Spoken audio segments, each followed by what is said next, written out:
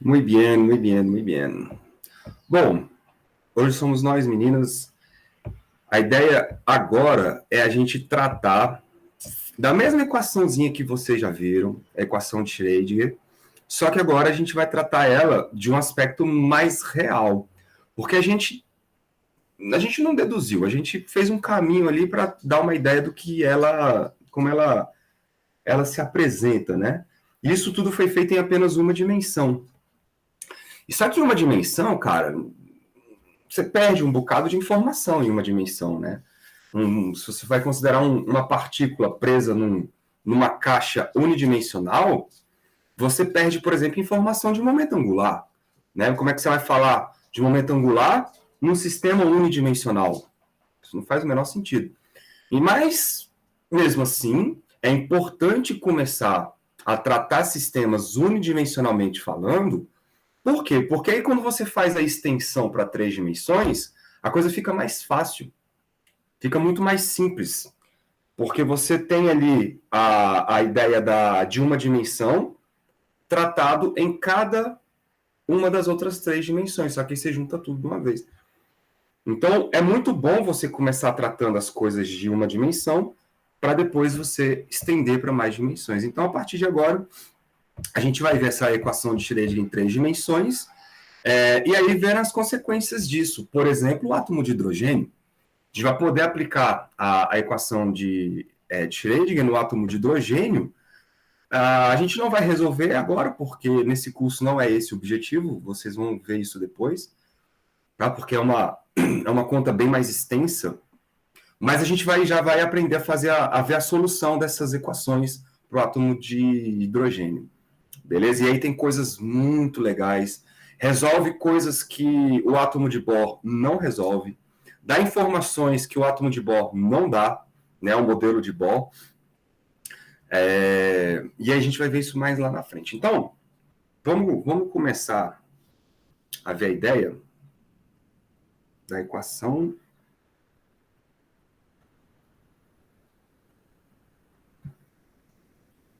de Schrödinger.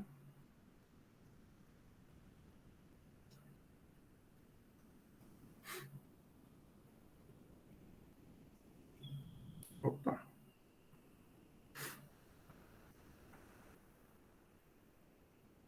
Em 3D.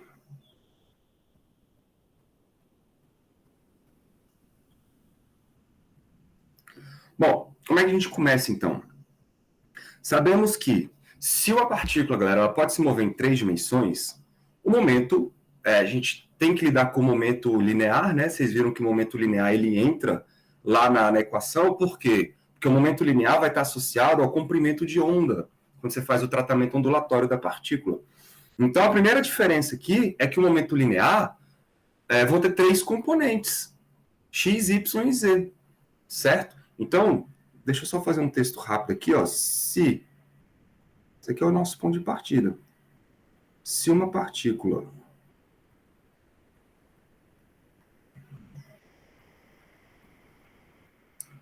pudesse mover em 3 dimensões,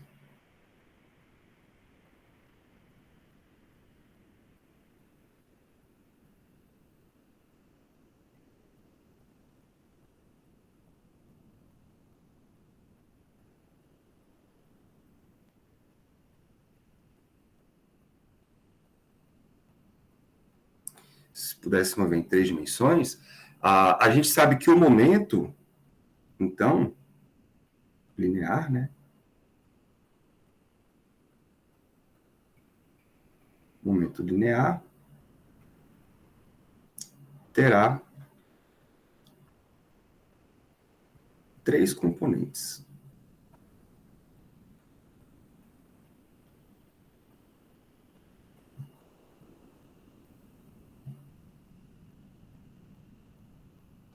Que são, vou botar aqui, então o momento P, ele vai ter uma componente agora, Px mais Py mais Pz. Px mais Py mais Pz. Legal? E se isso acontece, a energia cinética agora e a energia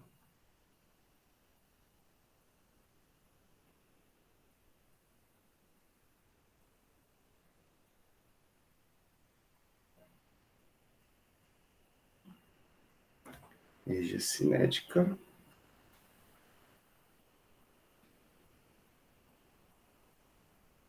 será... Bom, vocês lembram que a energia cinética escrita em termos do momento linear era dada por P ao quadrado sobre 2m. Né? Só que agora, se o momento tem 3 componentes, quando você faz o produto escalar do vetor momento P, deixa eu botar com seta aqui, que a gente aqui usa seta.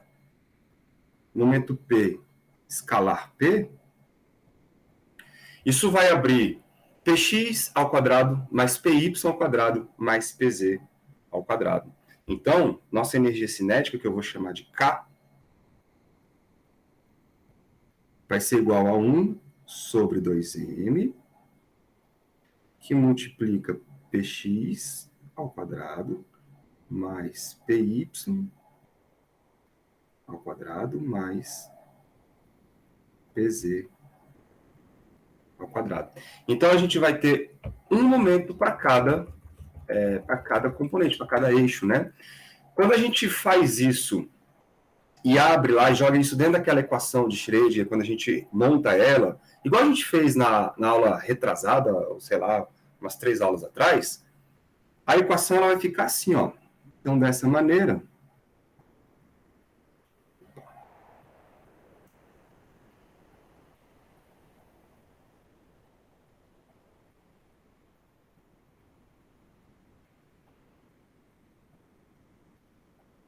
a equação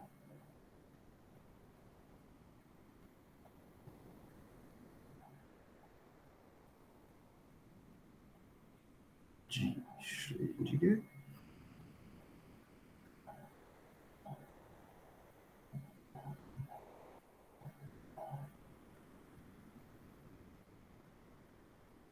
ficará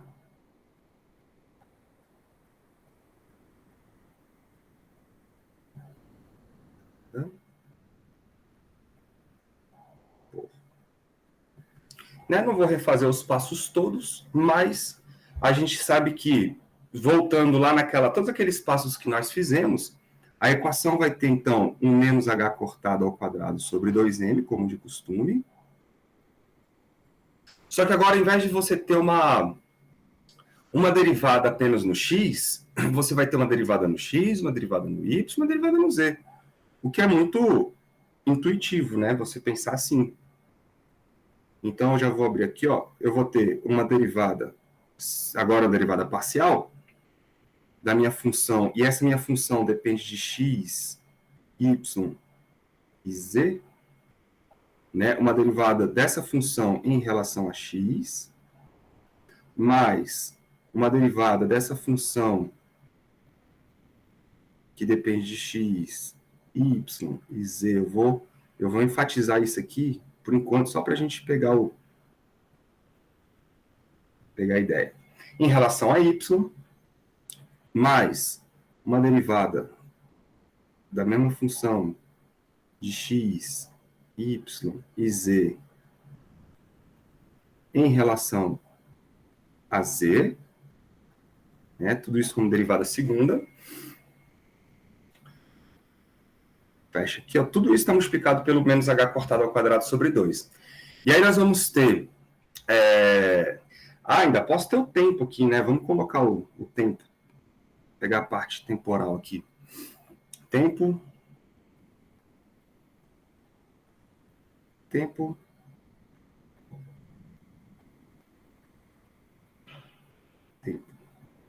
Aí mais a parte que tem o potencial.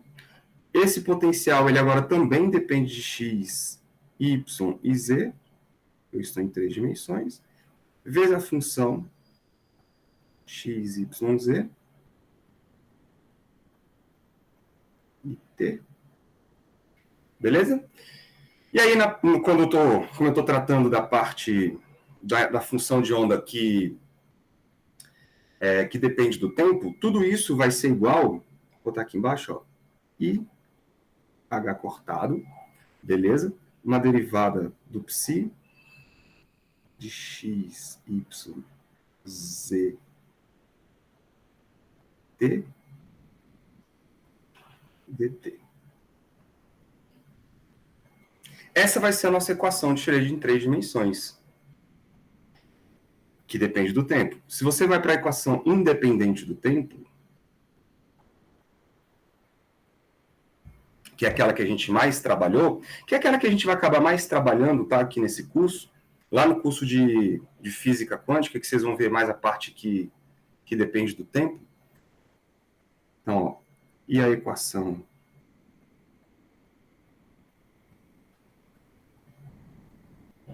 independente do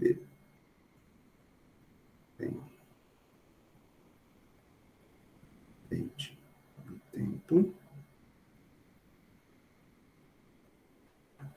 independente do tempo é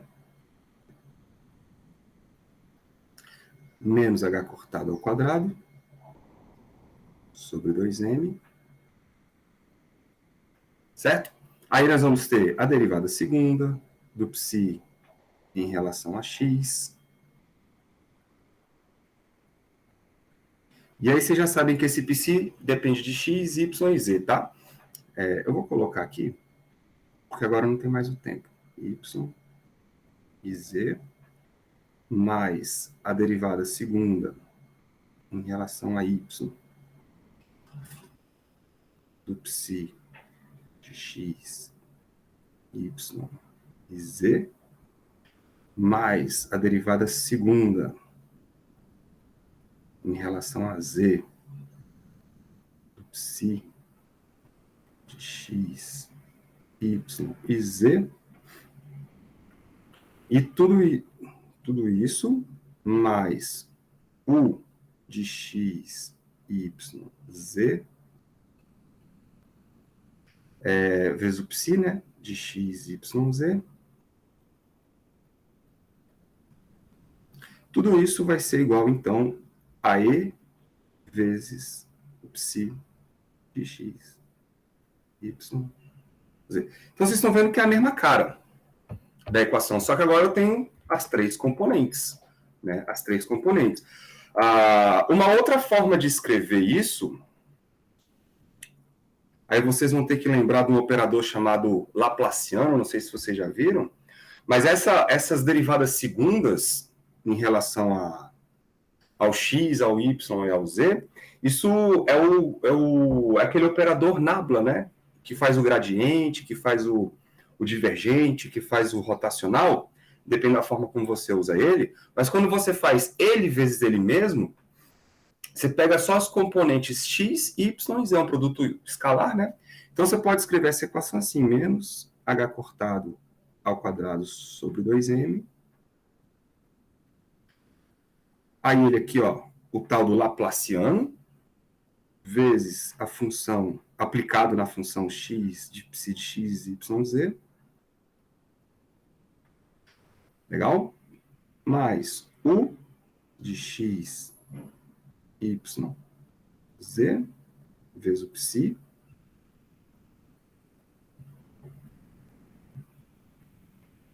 Tudo isso é igual à energia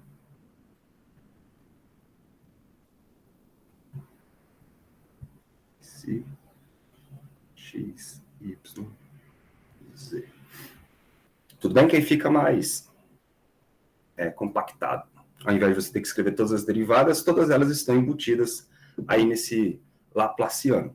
Claro que a função independente do tempo se relaciona com a dependente do tempo da mesma maneira. Então,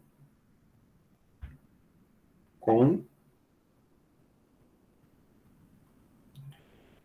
botar aqui de vermelhinho de novo, a equação zona psi de x, y, z e t, isso vai ser igual a exponencial, né?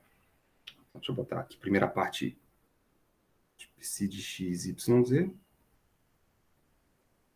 E aí a parte temporal fica por conta dessa exponencial de menos i e t sobre h cortado. Beleza? Aí você separa sempre a parte espacial da parte temporal. A parte espacial agora ela tem 3 dimensões. Antes a parte espacial tinha apenas uma. Agora vai ter 3. Legal? O que vai mudar de fato vai ser a condição de normalização, porque, pensem, antes você falava o seguinte, olha, a minha partícula ela pode ser encontrada em qualquer lugar do eixo X. Como é que você amplifica isso para 3 dimensões? Você vai poder encontrar partícula não mais no eixo X, mas sim um volume inteiro. Então, a condição de normalização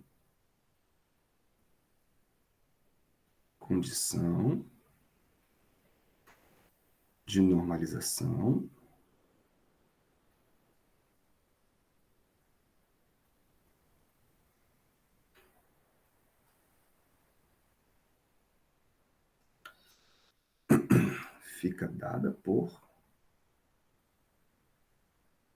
Opa.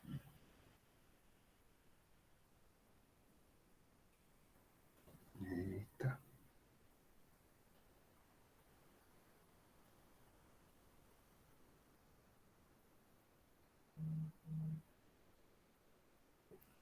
Nós vamos fazer uma varredura, ou seja, vamos integrar todo o espaço, e agora eu vou ter uma função que depende de x, y e z, né, o módulo quadrado dela, só que agora o elemento da integração não é mais um dx, tem que ser um dv.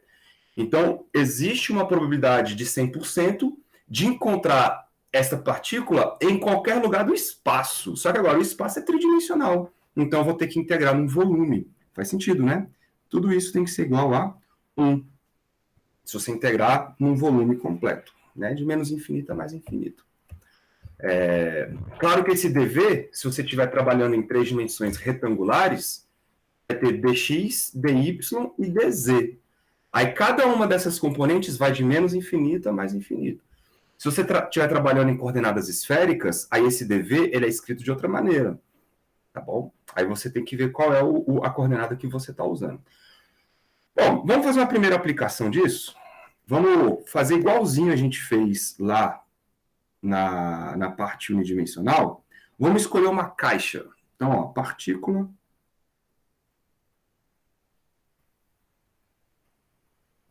E agora a coisa fica um pouco mais real, né? Partícula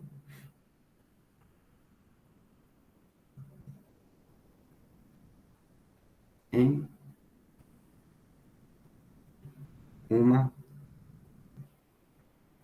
caixa.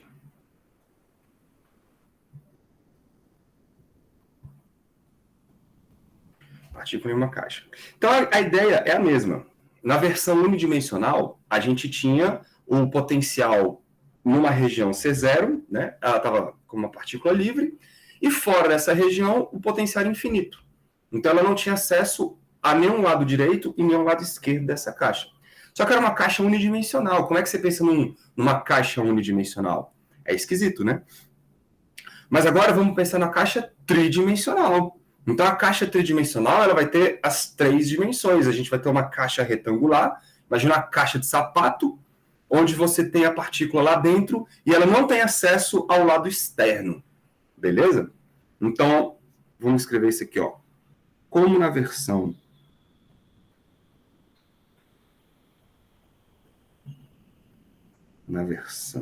unidimensional,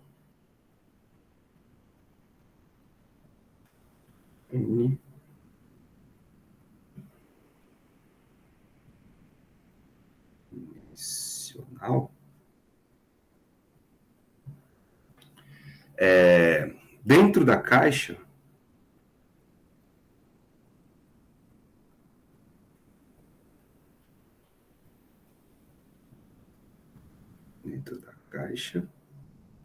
o potencial é 0. Só que agora o potencial ele vai ser dependente de x, y e z, ao invés de apenas x. Né? Esse cara vai ser zero. E essa energia potencial ela vai ser infinita fora da caixa. Infinita. Fora da caixa.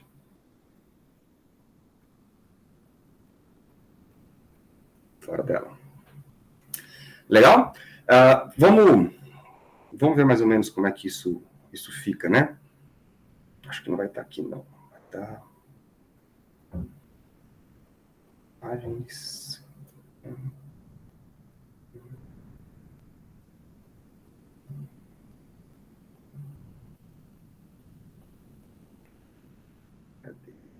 Aqui, ó. Então, você vai ter algo parecido com isso agora. Né? Lá dentro, o U é zero. Lá dentro, o U é zero. E aqui fora, o U é infinito. Né? Em toda a região externa da caixa, a energia potencial é infinita. Então, a gente sabe que se fora a energia potencial infinita, isso quer dizer o seguinte, cara, ó, logo fora da caixa,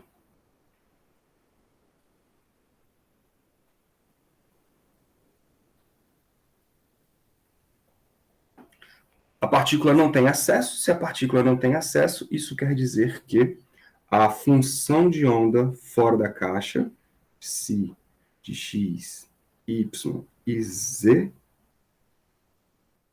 tem que ser zero. Né? Assim como no caso unidimensional. Já dentro da caixa, nós vamos ficar com o seguinte.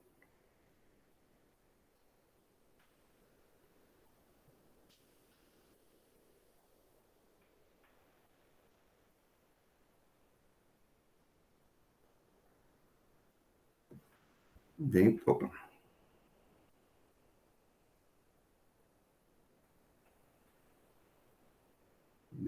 da caixa. Como é que ficaria a nossa equação? Ela ficaria menos h cortado ao quadrado sobre 2m. Né? Eu vou colocar as derivadas todas aqui, ó, explícitas. dx de psi mais... Eu vou também deixar explícito a dependência, tá, galera? Porque vocês vão entender por que jazinho. De x, y e z.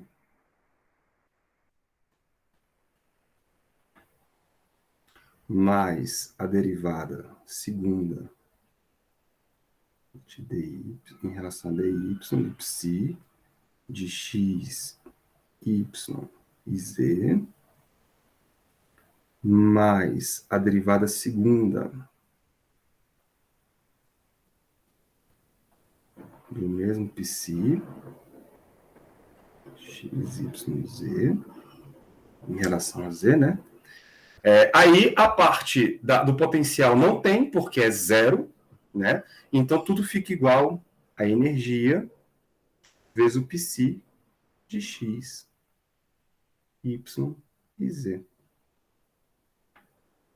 Então, o que nós temos que fazer? Resolver essa equação. Só que agora vocês estão vendo que essa equação ela tem 3 variáveis. E tem a derivada nas 3 variáveis. Como que a gente resolve isso? Uma proposta para resolver isso, e essa proposta ela tem umas consequências muito interessantes.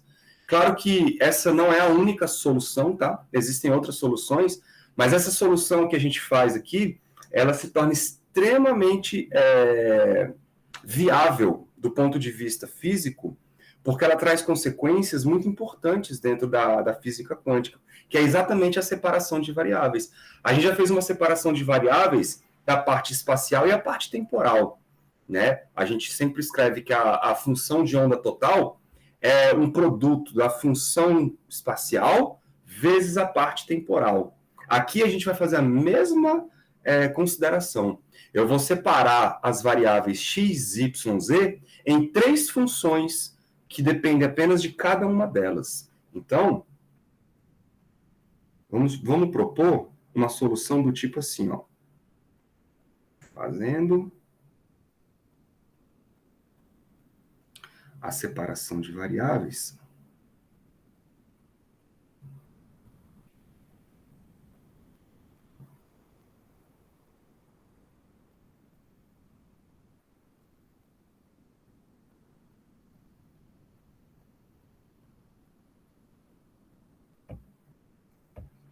Deixa eu ver o que você está fazendo. Fala, Josane.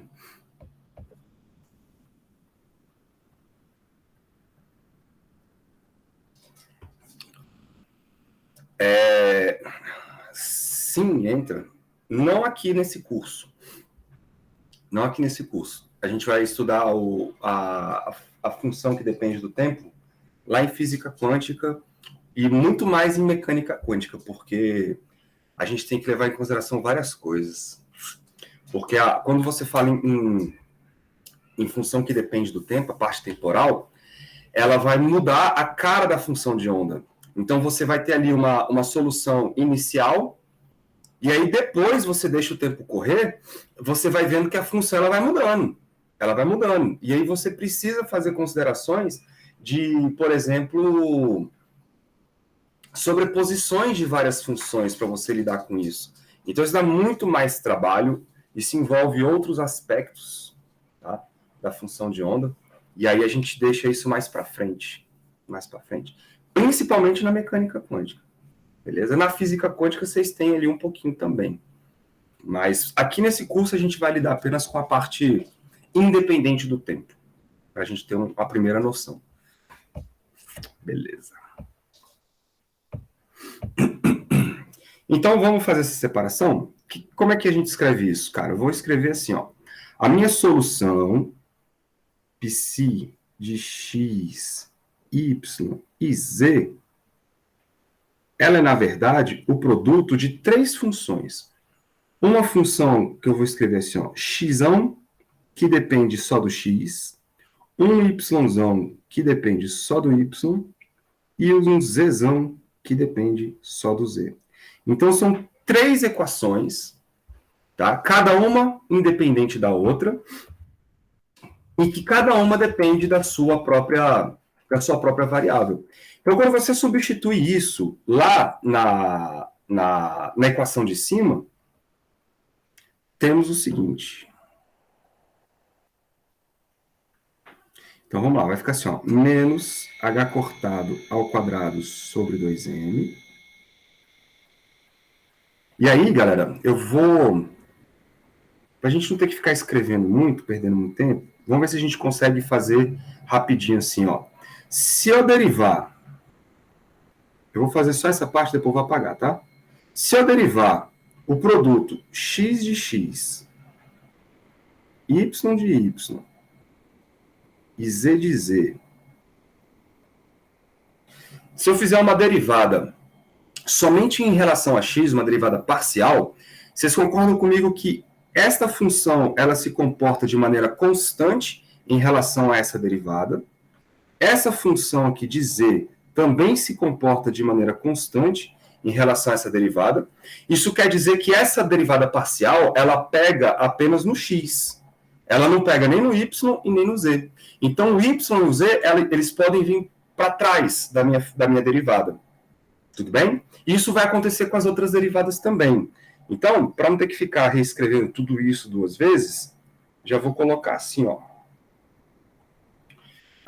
Quando eu derivar em relação a x, o y vem para trás, então y, o z também vem para trás, certo? E aí a derivada em relação a x, ela vai pegar apenas na função x de x. Entenderam o que aconteceu? E nós vamos fazer isso para as outras. Quando você tiver a derivada em relação a y, o que vai acontecer? A função x de x sai, a função z de z sai, e a derivada pega apenas no y.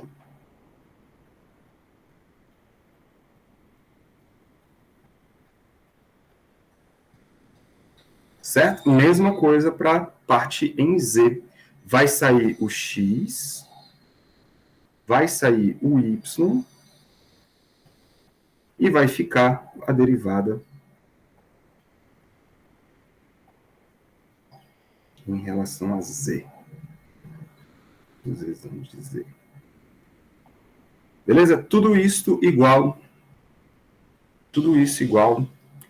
a minha energia, né? Vou botar aqui a energia vezes a função. E a função é o psi de x, y, z.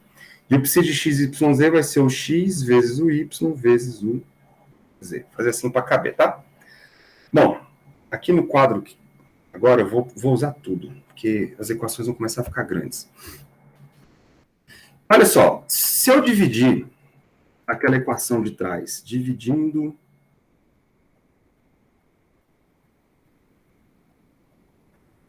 por x de x, y de y e z de z, temos o seguinte. Então, nós vamos ficar com menos h cortado ao quadrado sobre 2m. Beleza? Olha só. Quando eu dividir esse primeiro pedaço aqui, ó, deixa eu botar de verdinho. Todo esse pedaço aqui, por x, y e z, eu vou poder mandar embora o y com esse y, o z com esse z, e vai sobrar um x, tá vendo? Porque eu não posso cortar esse x com esse x aqui dentro, porque ele está dentro da derivada. Bom, quando a gente fizer com a segunda parte, dividir esta parte aqui, ó, por x, y e z, isso aqui é tudo função, tá? Aí eu vou poder mandar embora esse com esse. E aí vai embora o x e o z. Vai sobrar o y. E assim por diante. E aí esse h cortado ao quadrado sobre 2n, ele vai entrar aqui dentro desse parênteses, vai multiplicar todo mundo. Então, na prática, o que nós vamos ter vai ser o seguinte. Menos h cortado ao quadrado sobre 2n, vai sobrar aqui uma função x de x, certo? Sobrou, vezes a derivada segunda do x de x em relação a x. Entenderam? Qualquer dúvida vocês me falam. Aí vou multiplicar de novo menos h cortado ao quadrado sobre 2n. Vou jogar ele lá para dentro da raiz, ou dentro do parêntese. E aí agora quem vai sobrar vai ser o y. Y de y. Vezes uma derivada segunda da função que depende apenas do y. Legal, né? Agora a parte em z, então, menos h cortado ao quadrado sobre 2m, menos h cortado ao quadrado sobre 2m, aqui uma função de z, derivada segunda, de dz, do z, não, de z. Pronto. E tudo isso igual, quem vai sobrar do lado de lá? Quando a gente dividir o lado de lá, deixa eu fazer aqui a mesma coisa. Se eu dividir o lado de lá por x, y e z, vai embora todo mundo, cara. Vai embora todos daqui com todos daqui. Então vai sobrar apenas a energia do lado de lá. Ou seja, isso quer dizer que eu tenho 3 derivadas de um lado, uma equação diferencial com 3 derivadas, só que separadas, e tudo isso igual a uma constante. Tudo isso igual a uma constante. Ora, galera, se todas essas 3 aí separadas, né, com a parte x, a parte y, a parte z, é igual a uma constante zona E, é porque cada uma dessas equações, cada um desses termos, são iguais a uma constante também. Então, eu posso fazer o seguinte, ó. Eu posso associar este termo com uma constante, este termo com outra constante, oh, rapaz, e este termo como outra constante. Porque todos eles juntos são iguais a uma outra constante. Né? Então, eu vou associar esta parte em x como uma energia, já que é todo mundo igual a uma energia, como uma energia associada ao eixo x. Né? Essa parte em y como energia associada a um eixo y, e assim por diante. De forma que a energia total nada mais é do que a soma das três. Ó. É x mais EY mais EZ. Faz sentido, né? Faz muito sentido. Porque do lado de lá a gente tem uma soma. Pronto. Então, cara, como é que vai ficar isso? Vai ficar assim, ó. Assim.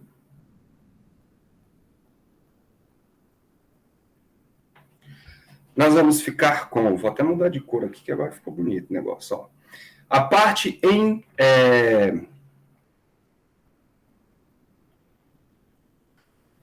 A parte em x, ela fica assim, ó. Menos h cortado ao quadrado sobre 2m. Opa. Vezes 1 sobre x. Posso fazer direto? Se tudo isso aqui, ó, pensa nessa primeira parte aqui. Se tudo isso aqui é igual a x, você escreve, essa parte é igual a EX. Vamos fazer isso, cara. Senão depois vai ficar confuso. Vamos. Vou fazer só o EX e depois a gente usa a mesma ideia para os outros. Então fica menos h cortado ao quadrado sobre 2m. 1 sobre x de x, vezes uma derivada segunda, né, d2 dx2, de um x de x. Tudo isso é igual a EX. Tudo isso é igual a EX. Aí essa função que está aqui, ela pode vir para cá, multiplicando, de forma que então eu vou ter a seguinte coisa acontecendo. Ó. Vou trazer tudo para lá. Agora ficou com espaço. Então eu vou ter uma equação para o eixo x menos h cortado ao quadrado sobre 2m. Beleza? Derivada segunda em relação a x do x de x. Tudo isto é igual ao x de x vezes a energia de x. Tá bom? E 1 para cada. Menos h cortado ao quadrado sobre 2m. Derivada segunda em relação a y do y de x. Isso vai ser igual ao y de x vezes o EY, y de y, né?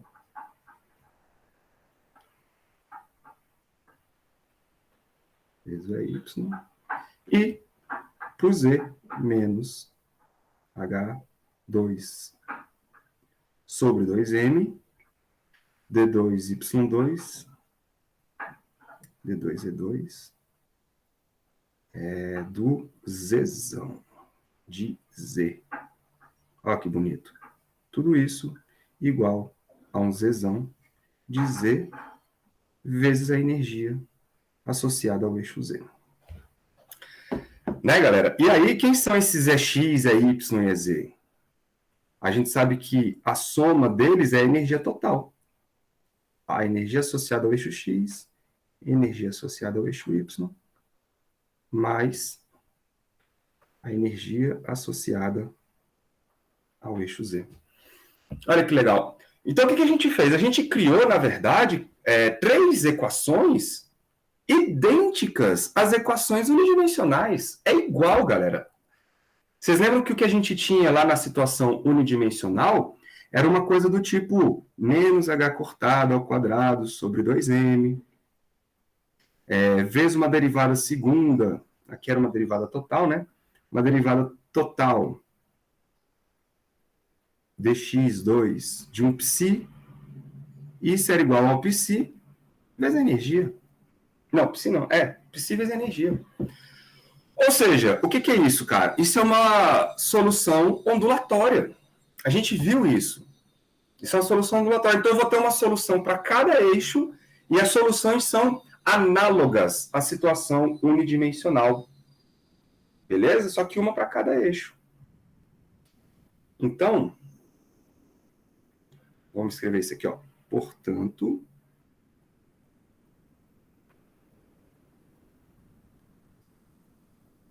Portanto, a solução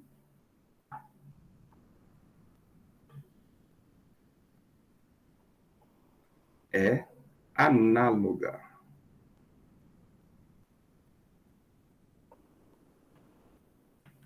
ao caso, com a situação, né? Análoga à situação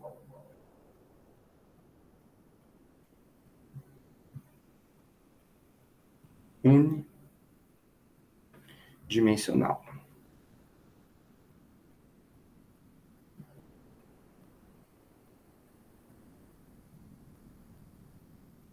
Tá vendo por que é importante tratar o caso unidimensional primeiro?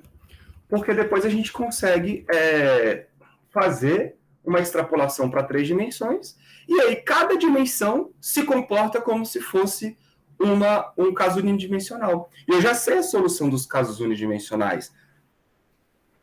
Como é que vai ficar isso, então? Já vou escrever até de vermelho aqui, ó. Eu vou ter uma solução para o eixo x, eu vou chamar de x, que agora vai depender de um n x, de xão. A gente já fez essa conta, né? Isso vai ser uma constante de normalização que depende do eixo x, vezes o seno de n, só que agora é o n associado ao nx, né? Pi x sobre L. Lembram? Lembra da solução para a caixa? É a mesma solução para a caixa. Só que agora eu tenho uma solução do eixo x. E aí, esse nx, ele vai correr igual a 1, 2, 3, e assim por diante. Vou ter uma solução para o y igualzinho a essa. Então, eu vou ter aqui um y que agora depende de um ny em função de y. Isso vai ser igual a uma constante de normalização associada ao eixo y vezes o seno, né, de n, só que agora no eixo y, pi x sobre L.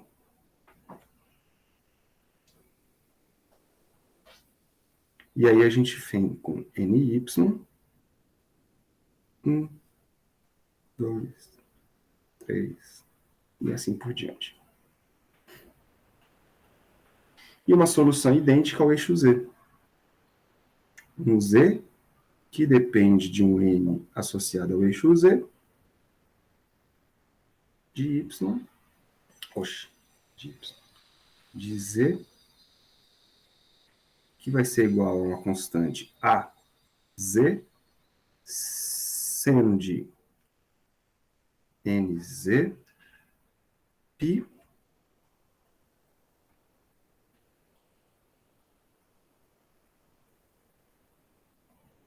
x sobre L, com nz correndo de 1 até o infinito de maneira inteira. Então, olha que bonito, cara. A gente associou, então, essas 3 equações igualzinho como se fosse uma equação unidimensional, só que uma para cada eixo. Legal, né? E quem seria a energia dessa história toda? Ou seja, quem seria o EX, quem seria o EY, quem seria o EZ? Ora, a energia lá não era dada por N, era N ao quadrado, né? Pi ao quadrado, H cortado ao quadrado sobre 2ml? Pois é. Aqui vai ser a mesma coisa. Eu vou ter um NX para o EX, um NY para o Z e um NZ para o EZ. Então, as energias vão ser dadas pelo seguinte. Deixa eu puxar para cá assim, ó.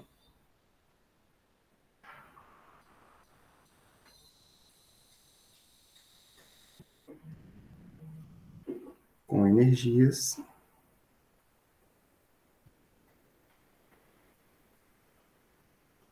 ou com energia dada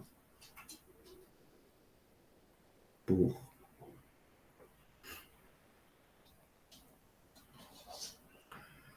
eu vou ter o EX dado por nx ao quadrado π ao quadrado h cortado ao quadrado sobre 2ml. Legal? A energia no eixo y vai ser igual ao ny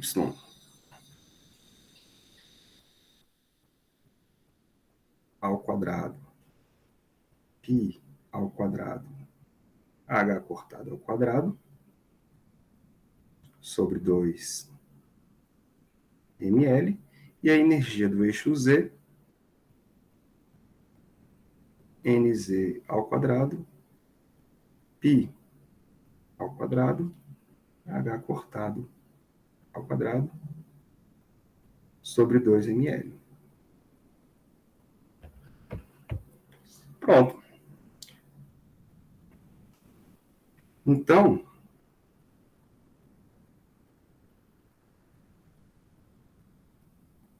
a minha energia total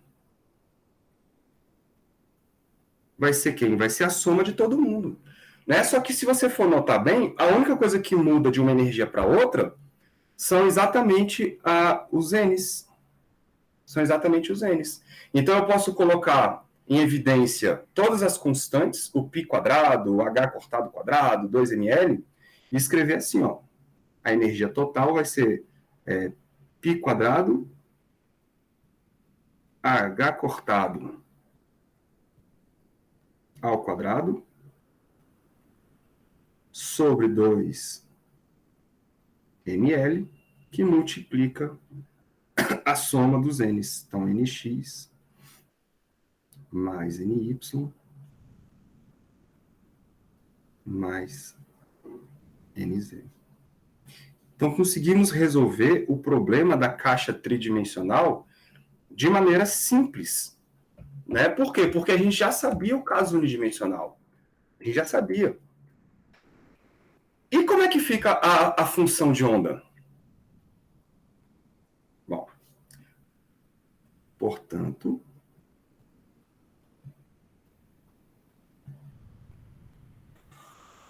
como é que fica a função de onda que eu digo? A função de onda é geral, né? A função de onda psi de x, y e z.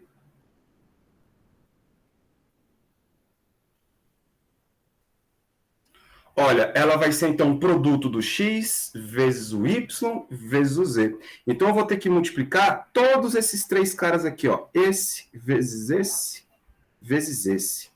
Tudo bem? Então se eu multiplicar, concordam comigo que se eu multiplicar todo mundo, eu vou ter um produto ax, ay e az. A x, a y vezes a z é uma constante de qualquer forma. Então eu posso chamar essas três constantes juntas de uma constante zona A. Beleza? E aí eu vou ter o produto das três partes senoidais. Seno de nx π nx π π x sobre L vezes o seno de ny π x, ou πy, né? Caraca, eu botei x nos todos aqui, ó. Aqui é x, aqui é y, aqui é z. Y, z. Π, y, sobre L, seno de nz, π, z, sobre L. Legal? Aí você fala, professor, como é que a gente descobre essa constante zona A agora, hein? Cara, essa constante A agora, ela vai ter que ser normalizada, essa função, para a gente achar ela. E a gente pode usar o que a gente já sabe, quer ver? Então, a constante A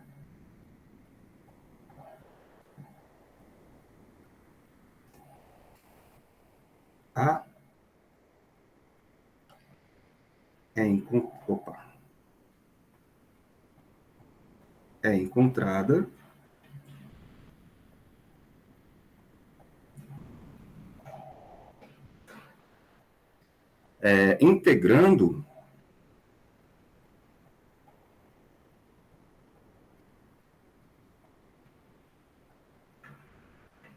integrando a densidade, né?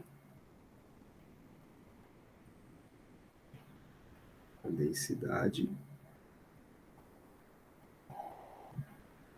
que é o π quadrado, módulo do π quadrado. Ou seja, galerinha, eu vou ter que integrar o π ao quadrado num elemento de volume dv, e isso tem que ser igual a 1. Tá? Agora, quem é o dv? Se eu estou trabalhando com uma caixa retangular, o elemento de volume dv nada mais é do que dx, dy, dz. Não é isso? Então, vamos lá. Se eu levar esta função aqui, ó, psi, essa função aqui, se eu elevar ela, multiplicar ela vezes ela mesma, perceba que ela é uma função real, então não preciso fazer o conjugado, né? O conjugado é ela mesma. Então, se eu multiplicar ela vezes ela mesma, vai surgir aqui, ó, um módulo quadrado do A, um seno ao quadrado, outro seno ao quadrado e outro seno ao quadrado. Só que cada um dependendo da sua parte, né? Então, ficaria algo parecido com isso aqui, ó. O módulo ao quadrado de A sai fora. Vou ter uma integração do seno ao quadrado em x, seno ao quadrado de quem? De nx π x sobre L dx. Legal? E essa integração ela corre de quanto a quanto? De 0 a L. Por quê? Porque o x, olha lá para minha caixa, o x começa no 0 e termina no L. A mesma coisa com o y, começa no 0 termina no L, e a mesma coisa com o z. Começa no 0 e termina no L. Então, a integração das três componentes a integração vai, né, de 0 a L, uma de cada vez. Então, vezes agora a integração em y do seno ao quadrado de ny π y sobre z em y de 0 a L vezes uma integração de seno ao quadrado do nz π z sobre L de Z, também de 0 a L. Beleza? E tudo isso tem que ser igual a quanto? 1. Agora, vocês já fizeram essa conta. Nós já fizemos essa conta. Quanto que dá a constante de normalização lá da caixa unidimensional, vocês lembram? Professor, rapidinho. Diga. No termo aí do meio, por que tem um Z aí embaixo, dentro do seno? Aqui, né? Tem não, é um L. Valeu. Vai escrevendo e vai sumindo. Deixa eu ver, tu fez uma pergunta aqui, ó. Só tinha achado esquisito na hora de separar as variáveis, tipo x e x, os eixos só dependem deles mesmos. Porque as variáveis x e y, elas são independentes. E aí, essa solução, quando você separa, é uma forma de você procurar uma solução para cada eixo. Uma solução para o eixo x, uma solução para o eixo z, uma solução para o eixo yz. O x, y, z. Tudo bem? Isso é uma técnica. É uma técnica de separação de variáveis, porque o que você faz? Deixa eu voltar aqui, ó. Você tinha uma equação onde as funções, as dependências x, y, z estavam dentro da função, e aí você tinha derivada de x em relação a essa função que tinha as 3 variáveis lá dentro, uma de y que dependia das 3 variáveis, ou seja, você tinha uma equação diferencial com tudo acoplado, tudo junto. Aí o que você faz? Você propõe uma separação. Podem existir outras soluções que não são assim? Podem. Beleza, podem. Mas esta técnica de separar variáveis, ela nos mostra soluções independentes para cada eixo, e isto faz com que a gente tenha quantização da energia associada a cada eixo. Então, esta forma de fazer esse tipo de solução para a gente é muito útil na física quântica. Isso vai ser usado para todas, porque isso produz funções de onda que produzem energias discretas, são funções de ondas normalizáveis. Então, para a gente é muito bom isso, sacou? De novo, podem existir outras soluções? Podem. Só que essas outras soluções podem não ser fisicamente viáveis. E aí, essas soluções que a gente propõe assim, elas são fisicamente viáveis e nos dá as respostas corretas. Tudo bem, Aissa?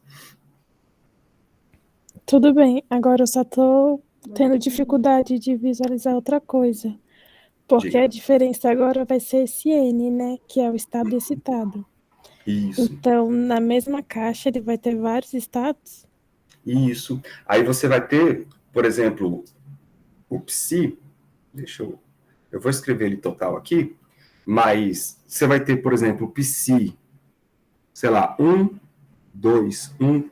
O que é isso? É o psi onde o estado excitado acontece no eixo Y. Então, o eixo X é como se estivesse no estado fundamental, o eixo Z no estado fundamental e o eixo Y no estado excitado. Mas você pode ter também várias combinações. Você pode ter o 2, 1, 1. Você pode ter o psi 1, 2, 2. Né? Ou seja, os N's, eles são independentes. Você pode variar os N's através dos números independentes dele, vão gerar energias diferentes. É claro que estados, aqui a gente vai ver na próxima aula, que alguns estados diferentes vão ter mesmas energias. Né? Porque, por exemplo, nesse caso aqui, ó, esses dois estados, 1, 2, 1 e 2, 1, 1, são estados diferentes. Porém, eles vão ter a mesma energia. Porque quando você somar, lembra que a energia depende do nx ao quadrado, mais o ny ao quadrado, mais o nz ao quadrado? Depende desses 3 caras. Então, para esses 2 estados aqui, ó, eu vou ter, no primeiro, 1 ao quadrado mais 2 ao quadrado mais 1 ao quadrado. Isso vai dar 4, 5, 6. Para o outro cara, para esse cara aqui, eu vou ter 2 ao quadrado mais 1 ao quadrado mais 1 ao quadrado, que também vai dar 6. Então, são dois estados diferentes que vão ter a mesma energia. Quando isso acontece, a gente chama isso de estados degenerados, tá? É o que a gente chama de degenerescência.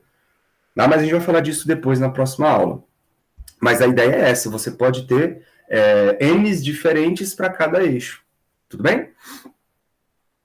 Beleza, tô absorvendo. E isso, cara, lá no átomo de hidrogênio, isso vai ser fundamental. Porque o átomo de hidrogênio, quando você separa em 3 dimensões, você não vai ter mais NX, NY, NZ.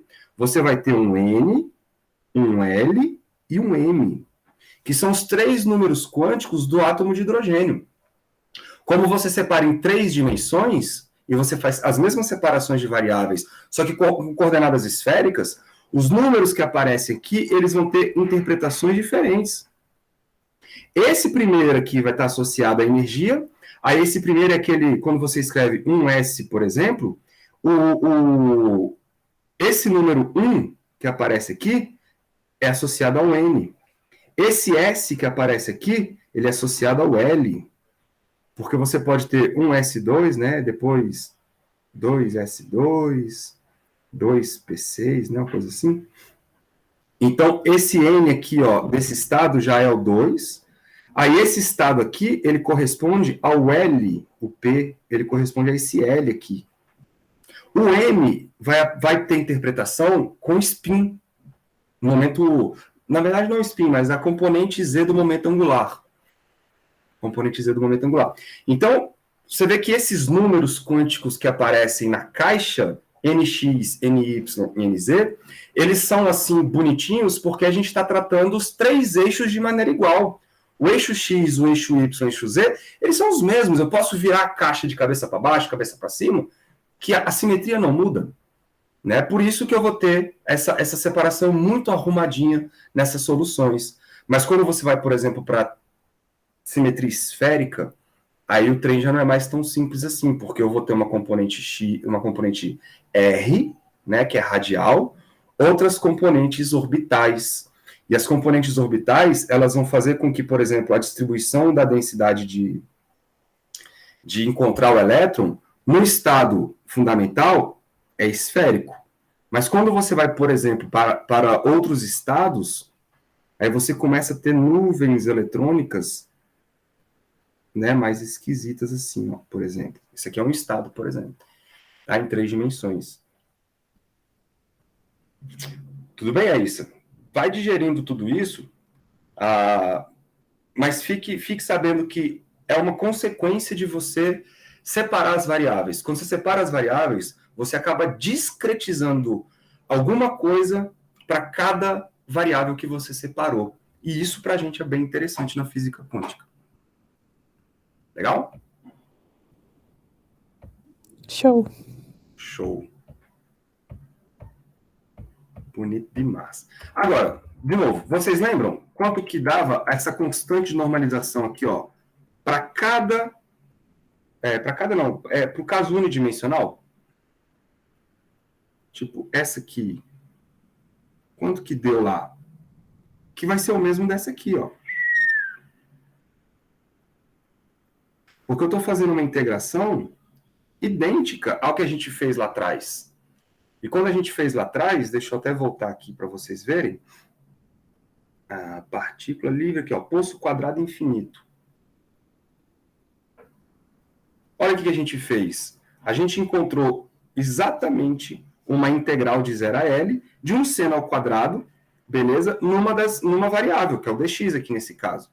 E quando a gente faz essa conta, olha só isso aqui, ó, é igualzinho o que vocês estão vendo lá em 3 dimensões. Só que lá em 3 dimensões é uma para cada eixo. Tudo bem? E a solução é o quê? Raiz de 2L.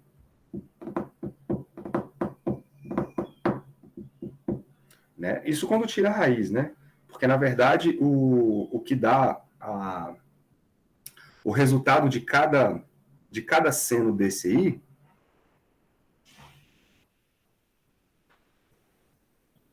cadê? Aqui, ó. O resultado de cada seno daquele é isso aqui, ó. L sobre 2, né? Resultado de do seno ao quadrado, a integral do seno ao quadrado, ela vai dar esse cara, L sobre 2, vezes a constante. Então, lá no nosso caso, deixa eu só apagar isso aqui, lá no nosso caso, em 3 dimensões, esse pedaço aqui vai dar L sobre 2, esse pedaço aqui também vai dar L sobre 2, e esse pedaço aqui também vai dar L sobre 2. Faz sentido, né? São integrais idênticas. Idênticas. Bom, sendo assim, eu vou ter aqui A, módulo de A ao quadrado, vezes L vezes L vezes L vai dar L ao cubo. E aqui embaixo vai ficar um 2 ao cubo.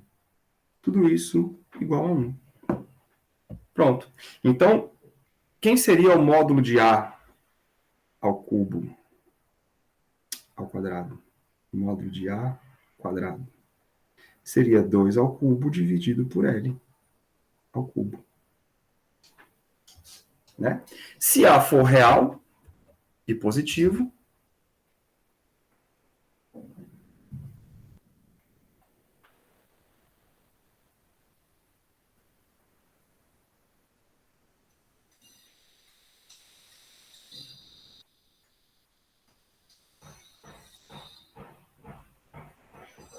a gente basta tirar a raiz cúbica deste carinha aí. Então, nosso A, ele vai ser igual a...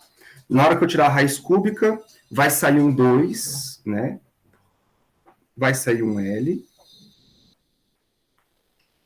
Raiz cúbica não, desculpa, raiz quadrada. Porque o A está ao quadrado.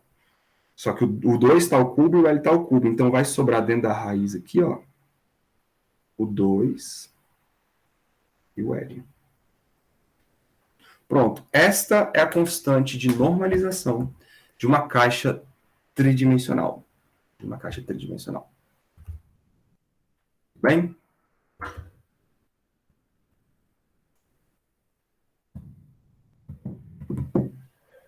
O que eu queria que vocês tentassem fazer para a próxima aula? E aí eu vou fazer com vocês. Eu não sei se tem no livro, mas eu vou escrever aqui rapidinho. São 9h30, dá tempo. Então, ó.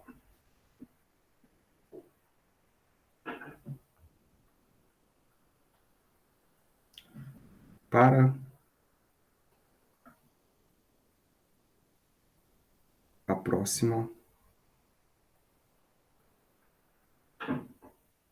aula.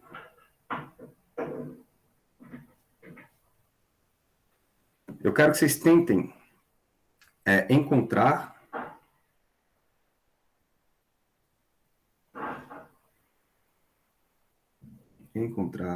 a probabilidade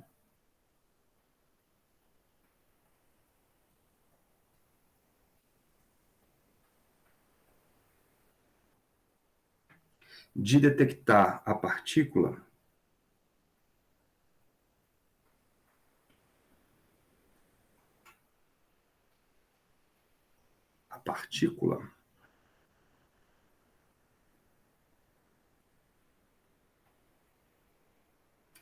Agora vocês vão ter uma partícula, por exemplo, no estado psi 1, 2, 1, beleza?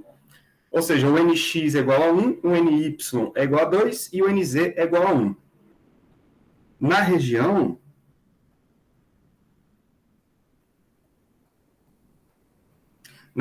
definida por x entre 0 e L sobre 4. Beleza? Como que seria isso? Aqui eu vou botar uma imagem.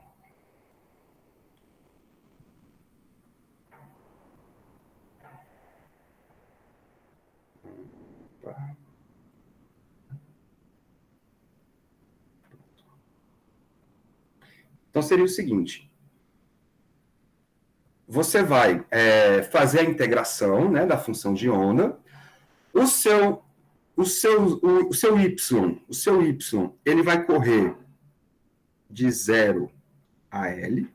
O seu Z vai correr de 0 a L, porém o seu X ele vai correr só até aqui, ó, de 0 a L sobre 4. Então você vai calcular a probabilidade de encontrar a partícula apenas nessa região mais escura aqui, ó. Só aqui. É claro que na caixa inteira é 1. Mas e só aqui? Será que é 1/4? Claro que não, porque você não sabe como é que é a função de onda, como que a partícula ela se distribui aí dentro, né? Lembrando que a partícula ela é uma onda, é um campo de matéria oscilando aí dentro. Então você quer descobrir qual é a probabilidade de você detectar ela apenas nesta região, de x indo de 0 até 1/4. Legal? O que vocês vão fazer? Vocês vão calcular a probabilidade vai ser a integral dessa função psi2, 1 ao quadrado, psi1, 2, 1, né? 1, 2, 1 ao quadrado dv. É isso que vocês vão calcular. Beleza? Tentem. A resposta vai dar 0, vocês depois compararem, 0,091. 0,091. Eu vou fazer com vocês isso na aula que vem. Vou fazer essa conta com vocês na aula que vem e falo um pouquinho de degenerescência, para vocês ficarem por dentro disso. Belezinha?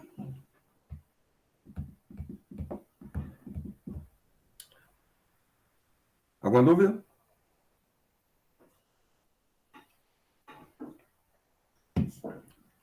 Show. Tentem fazer. Qualquer dúvida, vocês me avisem lá no grupo. Deixa eu parar a gravação aqui.